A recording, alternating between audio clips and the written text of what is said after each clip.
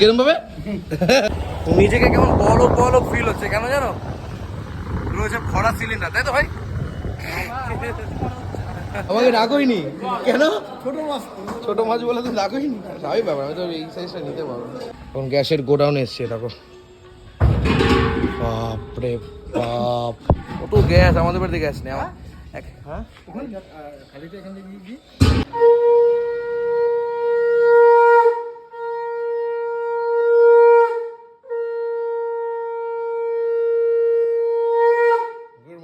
সুপ্রভাতের শুভেচ্ছা জানাচ্ছি একটা নতুন ভিডিও দেখে। মা আজকে বৃহস্পতিবারের দিন পুজো করতে বসেছে সকাল সকাল, খুব সুন্দর লাগছে আজকের এই ওয়েদার, কিন্তু খুব গরম গো। নিচে নামলাম, এখন একটু বাজারে যাবো। টক ডাল, কালকের ডালটা গরম করছে নাকি? সাবাস, চলো বেরিয়ে পড়ি আমাদের ম্যানকে নিয়ে। কি গরম দাদা, মানে বেরোতে চাইছে না। ঘুমাচ্ছে কি করে? ঘুমাচ্ছিস কি করে এই গরমে তুই?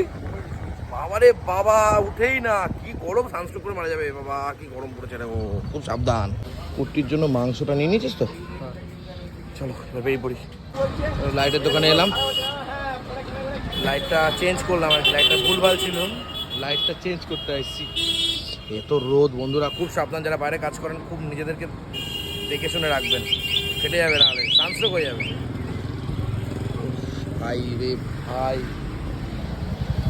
চলো বাজারে, আর এমনি তো ফোনের পর ফোন এনি ঘাটবেনি। বাজারে যাই, কি মাছ ফাছ পাই দেখি। আমাকে রাখোইনি কেন? ছোট মাছ বলে তো রাখোইনি। স্বাভাবিক ব্যাপার, আমি তো এই সাইজটা নিতে পারবো। মাছ খুঁজে পাচ্ছি না, কি মাছ নেই বুঝতে পারছি না।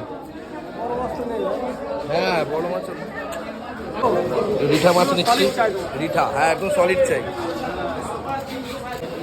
এই যে রসুন নিয়ে নিচ্ছি, আদা নিয়ে নিচ্ছি, টমেটো নিয়ে নিচ্ছি। টমেটো 20 টাকা দিলা? দাও না, তাই দাও। আরে মাসি, টাটা, ভালো আছো তো? ফুলকপি নিয়ে গেল তো কালকে, পরশু দিন নিয়ে গেছে বাবা।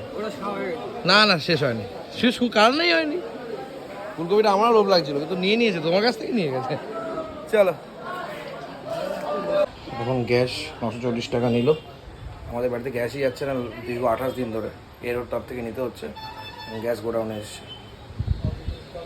বাড়ির যে সব কাজ আমাদের করতে হয়, কখনো পাকাতে দিলে পাকাতে যায় আমার সাথে, আর নাহলে আমি, এখন অন্য কোনো কাউকে নিয়ে। বাড়ির যে আরেকজন আছে, সত্যি এটাকে নিয়ে এখন চেঞ্জ করতে হবে।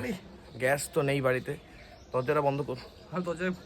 গ্যাস চল, মাথা গরম করিস। মাথাটা সত্যি গরমে আছে, গরমের মধ্যে বারবার বাজারে যাওয়া একটা কোনো কাজ করে না ভাই, খুব রাগ হয় আমার এগুলো।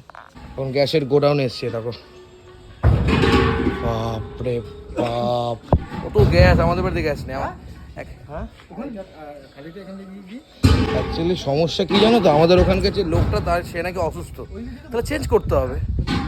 এগুলো আমাদের দায়িত্ব না, এগুলো আমাদের কেন দায়িত্ব? যদি আমার বাড়িতে যদি আমার মতো ছেলেরা না থাকে তাহলে কি করে হবে? তাহলে সমস্যা হয়ে যাবে, তাই না?